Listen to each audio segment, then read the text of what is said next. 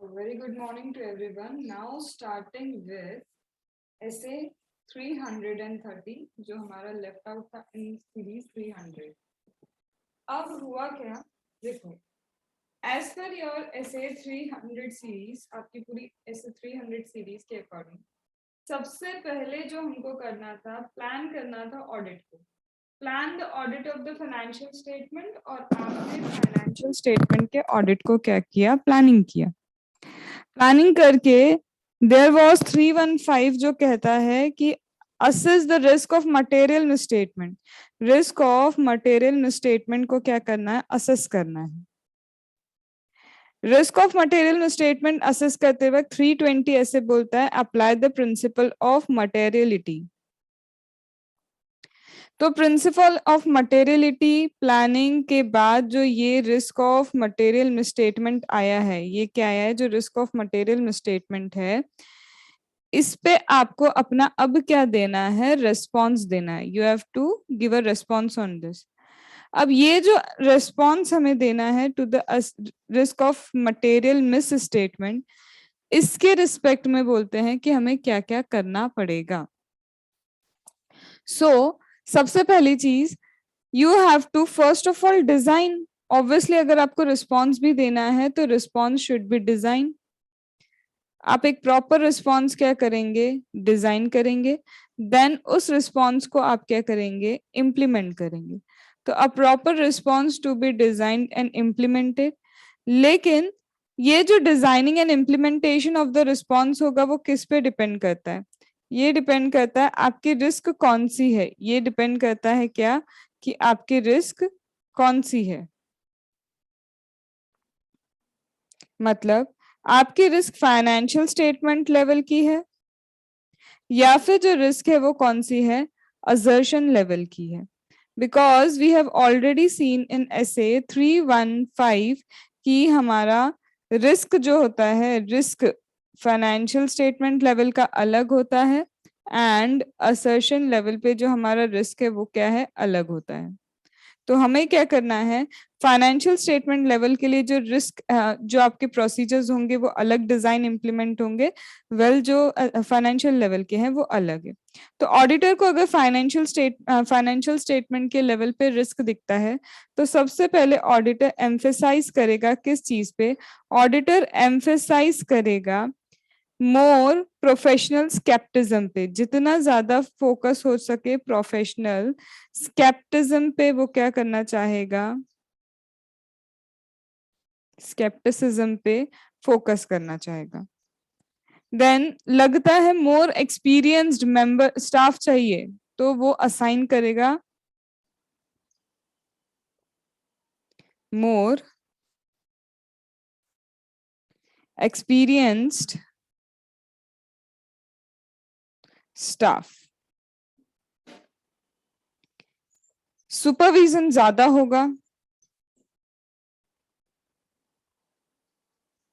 वही सीधी बात है. फाइनेंशियल स्टेटमेंट्स में ही कुछ गलती है तो आप क्या कर सकते हो, प्रोफेशनल स्केप्टिज्म आप ज्यादा रख सकते हो. स्केप्टिसिज्म आप क्या कर सकते हो, असाइन कर सकते हो और एक्सपीरियंस स्टाफ को. देन आप क्या कर सकते हो, मोर सुपरविजन, सुपरविजन और ज्यादा क्या कर सकते हो, अप्लाई कर सकते हो. आप फर्दर ऑडिट प्रोसीजर डिसाइड कर सकते हो.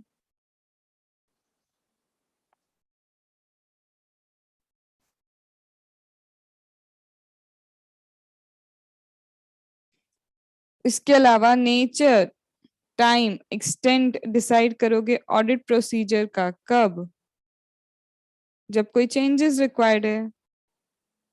तो चेंजेस करना है nature, timing, extent of the audit procedure, क्योंकि आपको दिख रहा है कि फाइनेंशियल स्टेटमेंट लेवल पे गलतियां हैं, रिस्क ऑफ मटेरियल मिसस्टेटमेंट है. प्रोफेशनल स्केप्टिसिज्म पे आप फोकस करेंगे, असाइन करेंगे किस चीज को, आप मोर एक्सपीरियंस स्टाफ को. आप और सुपरविजन कर सकते हैं. आप क्या कर सकते हैं, further audit procedure and nature, time and extent of the audit procedure को क्या कर सकते हैं, चेंज कर सकते हैं. तो this is on the basis of financial statement level. However जब हम जाते हैं असर्जन लेवल पे, तो असर्जन लेवल पे और दो टेस्ट आते हैं. असर्जन लेवल पे क्या है, दो टेस्ट और है. अब वो दो टेस्ट क्या बोलते हैं, सबसे पहले टेस्ट ऑफ कंट्रोल. सबसे पहले क्या आएगा आपका test of control, and then test of control के बाद आता है आपका substantive procedure.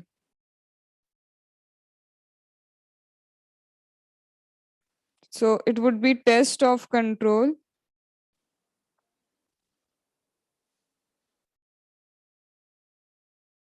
and it would be substantive procedure। ठीक है, तो test of control and substantive procedure में सबसे पहले क्या आएगा?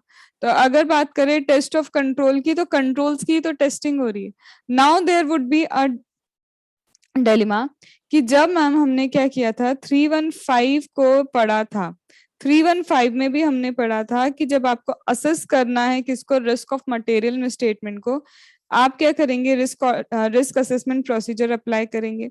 आप एंटिटी को समझेंगे, एंटिटी के एनवायरनमेंट को समझेंगे, एंड एंटिटी के एनवायरनमेंट में ऑलरेडी भी तो हम इंटरनल कंट्रोल्स के उन 5 कंपोनेंट्स को कर चुके हैं। इंटरनल कंट्रोल्स के उन 5 कंपोनेंट्स को हमने ऑलरेडी भी समझा है। तो why here again test of control? वहां आप नॉलेज ले रहे थे, नॉलेज के बेसिस पे आपको समझ में आता है कि यहाँ पे सपोज करो कंट्रोल्स कम है। फॉर एन एग्जाम्पल, छोटा सा एग्जाम्पल लेते हैं, ये क्या है, रजिस्टर। ये कौन सा रजिस्टर है? Attendance register. हमारे यहाँ पे जब भी कोई स्टाफ क्या होता है, शॉप में एंटर करता है, तो उसे अपना क्या करना होता है, नाम के यहाँ पे साइन और टाइम वगैरह लिखना होता है। ये अटेंडेंस रजिस्टर किसकी कस्टडी में है? दूसरे एम्प्लॉय की ही कस्टडी में है। अब होगा क्या कि जैसे जैसे मंथ आगे निकलता जाएगा, ये दोनों क्या है, फ्रेंड्स है। ये दोनों क्या है, फ्रेंड्स है। दोनों स्टाफ है, ऑब्वियसली फ्रेंड्स होंगे। तो आगे जाके यहाँ पे अगर इसने सपोज करो 7 हॉलीडेज किए हैं, तो धीरे से क्या हो जाएंगे, 2 हॉलीडेज पे प्रेजेंट लग जाएगा। इससे क्या होगा, सैलरी उसकी जो डिडक्ट होगी वो 5 दिन की होगी in spite of this 7 days. तो ये क्या है, कंट्रोल्स। वहां पे हम समझ रहे थे कि कहाँ कहाँ कैसे कैसे कंट्रोल्स है, कंपोनेंट मॉनिटरिंग कैसे करते हो। अब हम खुद एक बार समझ लेना कि हाँ भैया ये होता है। एज एन ऑडिटर, ये रहे आप कौन, एज एन ऑडिटर, ऑडिटर सिर्फ समझ के रह जाए ऐसा थोड़ी ना कर सकता है। ऑडिटर को अब सबसे पहले रिस्क ऑफ मटेरियल में स्टेटमेंट कहाँ कहाँ मिल सकता है वो उसने चेक करने के लिए पूरे इंटरनल कंट्रोल्स को समझा। अब जहां पे रिस्क मिल भी गई उसको इंटरनल कंट्रोल्स वगैरह समझते वक्त, अब वो थोड़े से और क्या करेगा, कंट्रोल्स लगाएगा, और वो कंट्रोल्स ये लगा रहा है कि कहाँ कहाँ कमी रह गई ये देखने के लिए, कहाँ कहाँ पे चीजों की कमी है, इफेक्टिव नहीं है कंट्रोल। पहले तो सिर्फ नॉलेज लिया कि इन नॉलेज के बेसिस पे हम बोल रहे हैं यहाँ यहाँ रिस्क ऑफ मटेरियल मिसस्टेटमेंट है।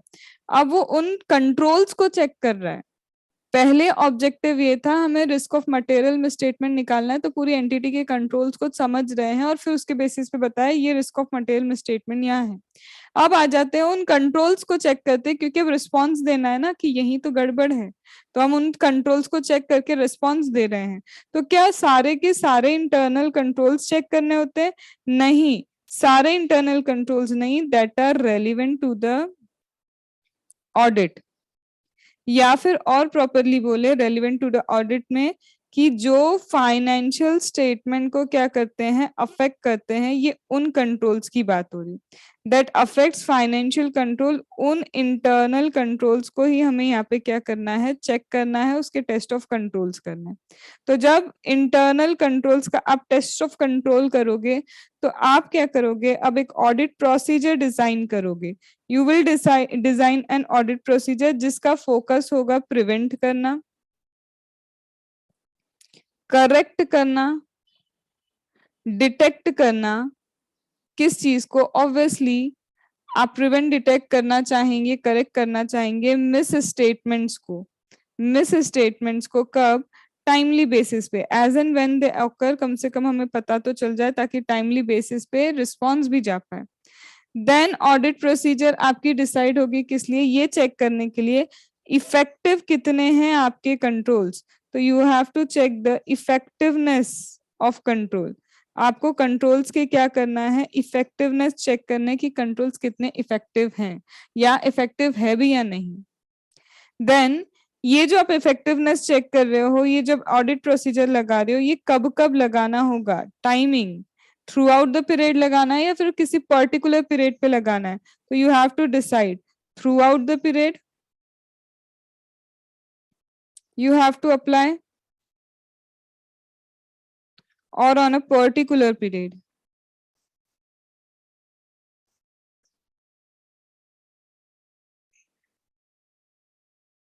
Then audit using the audit evidence obtained in previous audit. आप चाहे तो यहाँ पे प्रीवियस जो आपने क्या किया है, ऑडिट किया है, प्रीवियस ऑडिट के ऑडिट एविडेंसेस भी यूज कर सकते हैं। तो प्रीवियस ऑडिट के ऑडिट एविडेंसेस यहाँ पे क्या किए जा सकते हैं, यूटिलाइज किए जा सकते हैं।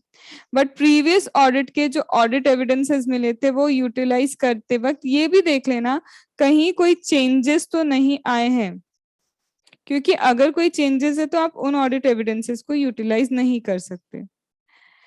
अब जब आप ऑडिट एविडेंस प्रीवियस ऑडिटर का यूज करोगे तो उसमें यूज करने में आप क्या क्या चेक करोगे, आप वही देखोगे ना कि पिछली बार का इफेक्टिवनेस है क्या चीजों का, वैसे ही इफेक्टिव है या नहीं, थोड़ा सा देख लो ना। इफेक्टिवनेस चेक करने के लिए आप देख रहे हो तो कंट्रोल्स मैनुअल लेवल पे कितने हैं एंड कंट्रोल्स आपके ऑटोमेटेड सिस्टम पे कितने हैं।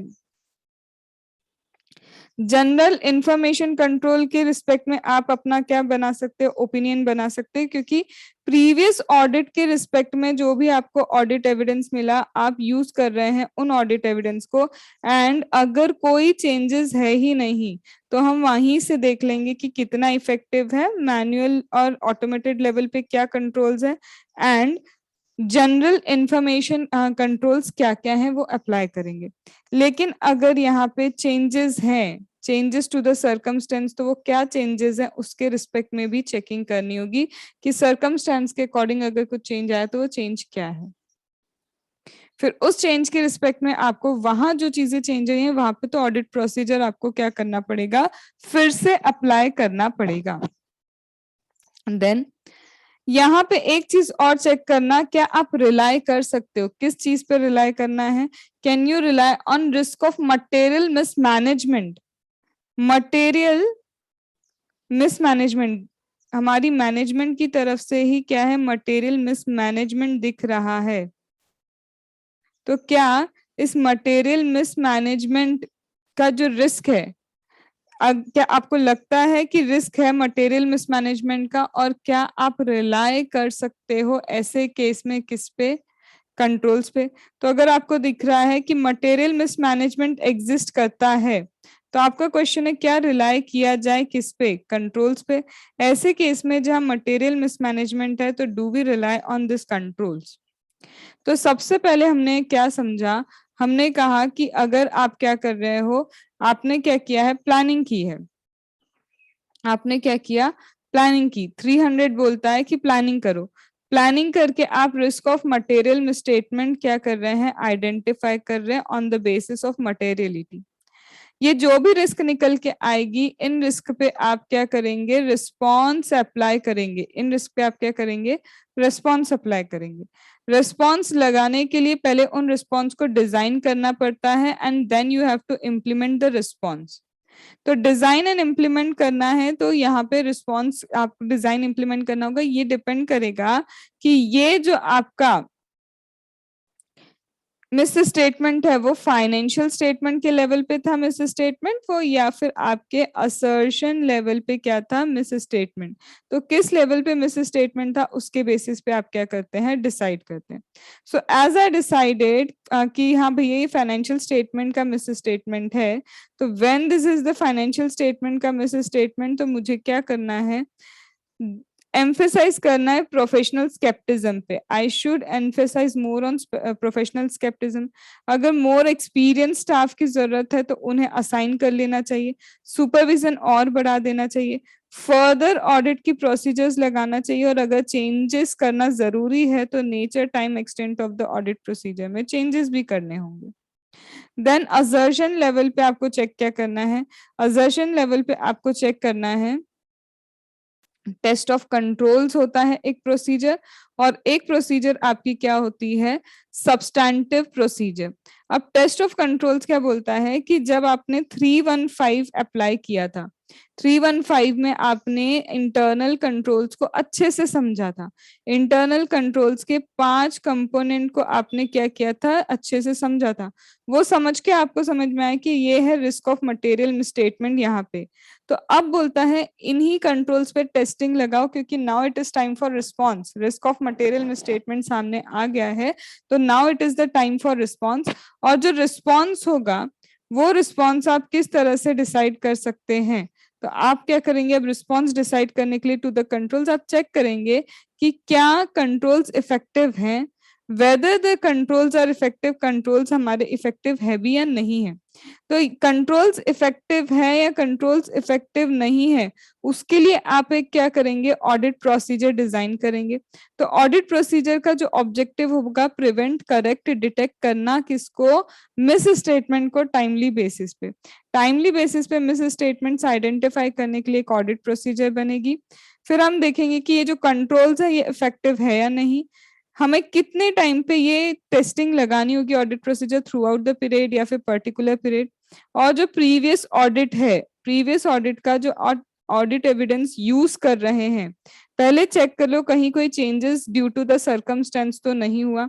अगर चेंजेस हुए हैं तो आप वहां पे फ्रेश ऑडिट प्रोसीजर अप्लाई करोगे, अगर कोई चेंजेस नहीं है तो check about the effectiveness of the controls, check about manual and automated controls, check about general information system controls, general controls, general internal controls.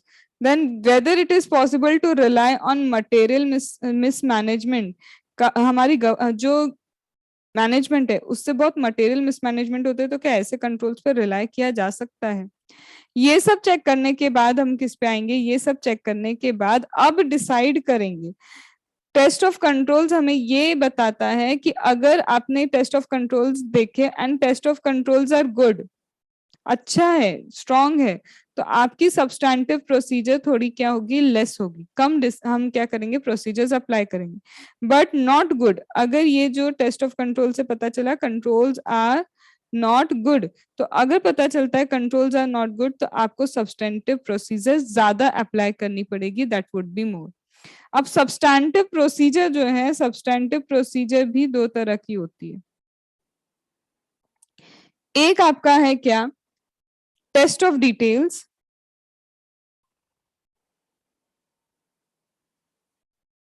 तो दूसरा है सब्सटैंटिव एनालिटिकल प्रोसीजर। एक अगर टेस्ट ऑफ डिटेल है तो दूसरा क्या है, substantive analytical procedure. Test of details that is vouching, I would say vouching वगैरह, जिसमें आप क्या चेक करेंगे, अकाउंट बैलेंस चेक करते हैं, जिसमें क्लास ऑफ ट्रांजैक्शन चेक होता है, जिसमें डिस्क्लोजर्स क्या होते हैं, चेक होते हैं। So you would be checking all these things, that is test of details आप चेक करेंगे, जिसमें account balance, class of transaction, disclosures, इन तीन चीजों को क्या किया जाता है, चेक किया जाता है। देन इट कम्स टू, और एक और चीज, ये पूरा की पूरा जो आपका टेस्ट ऑफ कंट्रोल है, भूलना नहीं, ये असर्शन लेवल का चल रहा है। असर्शन लेवल पे आपको टेस्ट ऑफ कंट्रोल, फिर सब्सटैंटिव ऑडिट प्रोसीजर, जिसमें test of details and substantive analytical procedures लगाने होते हैं। अब ये जो सब्सटैंटिव एनालिटिकल प्रोसीजर्स अप्लाई कर रहे हैं, इसमें क्या होगा, तो सब्सटैंटिव एनालिटिकल प्रोसीजर्स में आप क्या करेंगे, सब्सटैंटिव प्रोसीजर में जो आप यहाँ पे एनालिटिकल प्रोसीजर लगा रहे हैं, उसका क्या क्या काम होगा, आप यहाँ पे भी क्या करेंगे, चेक करेंगे again account balance, class of transaction, disclosure, यहाँ पे भी चेक तो यही होगा, लेकिन एनालिसिस, एनालिटिकल स्किल्स पूरी लगाई जाएंगी। यहाँ पे आप क्या करेंगे, financial statement, closing financial statements के रिस्पेक्ट में आप क्या करेंगे, एक रिकंसिलिएशन बना सकते हैं। रिकंसिलिएशन किस चीज के लिए बनेगा, रिकंसिलिएशन बनेगा फाइनेंशियल स्टेटमेंट्स और उसके रिकॉर्ड्स के बीच में कि दोनों मैच करते हैं या नहीं। आप एग्जामिन कर सकते हैं, किस चीज को एग्जामिन कर सकते हैं, मटेरियल जर्नल एंट्री को, material journal entry, material other adjustment, इन सब चीजों को ध्यान में रखा जा सकता है।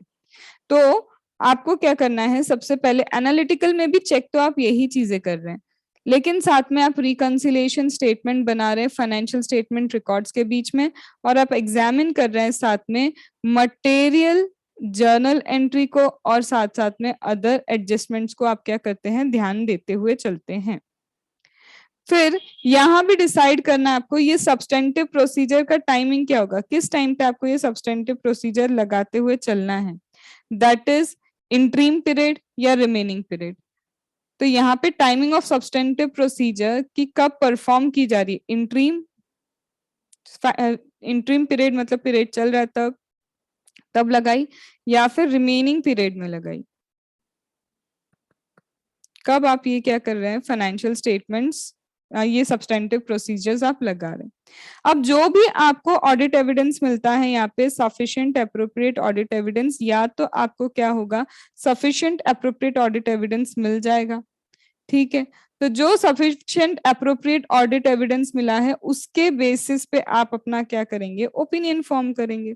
लेकिन अगर कुछ अभी भी इतनी एनालिटिकल प्रोसीजर्स लगाने के बाद भी सफिशिएंट एप्रोप्रिएट ऑडिट एविडेंस नहीं मिलता है, ठीक है, तो अगर आपको सफिशिएंट एप्रोप्रिएट ऑडिट एविडेंस नहीं मिलता, आप एक बार और ऑडिट प्रोसीजर्स कुछ कोशिश करोगे लगाने की, फिर भी आपको क्या है, ऑडिट एविडेंस नहीं मिल रहा, तो या तो क्वालिफाई करो रिपोर्ट या फिर क्या दो, डिस्क्लेमर। डिस्क्लेमर दोगे जब नहीं मिल रहा है स्टेटमेंट फाइनेंशियल क्या नहीं मिल रहा, sufficient appropriate audit evidence and material and pervasive, और क्वालिफाई तब दोगे जब सिर्फ मटेरियल है, तब आप क्वालिफाई करोगे। तो यहाँ पे आपको ये सारी चीजें देखनी होगी। फिर एक चीज और कि यहाँ पे ये जो टेस्ट ऑफ कंट्रोल्स हो या फिर सब्सटेंटिव प्रोसीजर हो, टेस्ट ऑफ कंट्रोल्स हो या फिर सब्सटेंटिव प्रोसीजर हो, इसमें जो फर्दर प्रोसीजर लग रही है that is further audit procedure, वो कैसी कैसी हो सकती है, किस किस टाइप की, किस नेचर की फर्दर ऑडिट प्रोसीजर हो सकती है, तो वो आप इंस्पेक्शन कर सकते हो, आप ऑब्जर्वेशन कर सकते हो, आप रिकैलकुलेशन कर सकते हो चीजों का, चीजों को री परफॉर्म कर सकते हो, आप इंक्वायरी कर सकते हो, राइट, आप कंफर्मेशन ले सकते हो, ये सारी चीजें तो आपको पता ही है। या फिर आप एनालिटिकल प्रोसीजर, जो अभी हमने देखा एनालिटिकल प्रोसीजर्स भी अप्लाई कर सकते हो। So it depends on you कि आपको क्या करना है, inspection, observation, recalculation, reperformance, inquiry, confirmation और एनालिटिकल प्रोसीजर, जो अप्लाई करनी है अकॉर्डिंगली आप अप्लाई कर सकते हो। और इन प्रोसीजर्स को भी देखा जाएगा कब अप्लाई करना है, नेचर आपने देख लिया किस नेचर की होगी, टाइम आप डिसाइड करोगे इन प्रोसीजर्स का, टाइम आप ही डिसाइड करोगे कि आपको इंटरिम डेट पे करना है ये प्रोसीजर या फिर एट अ पीरियड डेट करना है, कब करना है ये आप डिसाइड करो। देन एक्सटेंड भी आपको डिसाइड करना है, मतलब कितनी क्वांटिटी, कितना चेकिंग करना है, सैंपल साइज ओवरऑल क्या करना है, ये सब चीजें आपको डिसाइड करनी होती है। So this is your essay 300, a little bit lengthy but very important, जिसमें आपको सबसे पहले बोला है कि रिस्क ऑफ मटेरियल में स्टेटमेंट निकालो। रिस्क ऑफ मटेरियल में स्टेटमेंट का response financial level, assertion level पे अलग होगा, ठीक है। फिर फाइनेंशियल लेवल पे किन चीजों को ध्यान देना है, एम्फेसाइज प्रोफेशनल स्केपिटिज्म पे देना है, आपको असाइन करना है एक्सपीरियंस स्टाफ को, आपको सुपरविजन पे ध्यान देना है, और इसके अलावा आप क्या कर सकते हैं, फर्दर ऑडिट प्रोसीजर्स या नेचर टाइमिंग एक्सटेंड डिसाइड कर सकते हैं। असर्शन लेवल पे टेस्ट ऑफ कंट्रोल होता है इफेक्टिवनेस देखने के लिए। कंट्रोल्स की टेस्टिंग में आप क्या देखोगे, डेफिशिएंसी, इफेक्टिवनेस, एफिशिएंसी, इफेक्टिव है या नहीं कंट्रोल्स। इसके बाद आप क्या देखोगे, टाइम कब इसे अप्लाई करना है, प्रीवियस का अगर यूज करे तो चेंजेस तो नहीं है, तो वहां पे भी मैनुअल जनरल कंट्रोल्स और रिलाई करना है कि नहीं मिसमैनेजमेंट के टाइम। ये आपको डिसाइड करने में हेल्प करेगा कि आपकी सब्सटैंटिव प्रोसीजर क्या होंगी, जिसमें टेस्ट ऑफ डिटेल होता है and test of substantive analytical procedure होता है। टेस्ट ऑफ डिटेल में इन चीजों को चेक किया जाता है, तो एनालिटिकल में भी सेम चीजें चेक होती है, लेकिन साथ में आप reconciliation statement, financial statements and record का बनाते हैं। Material adjustment and material journal entry पे फोकस करते हैं।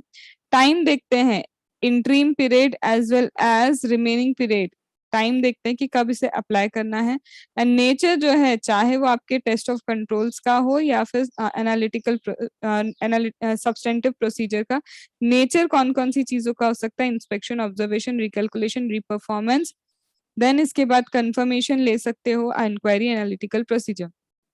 टाइम अगेन आपका इंट्रीम पीरियड का हो सकता है या पीरियोडिक टाइम हो सकता है, और एक्सटेंट आपके क्वांटिटी पे डिपेंड करेगा। So this complete entirely essay 300 की series. Next we will move to 400 series, 402 and as well as your 450. So next video will be dedicated to the 400 series. Thank you.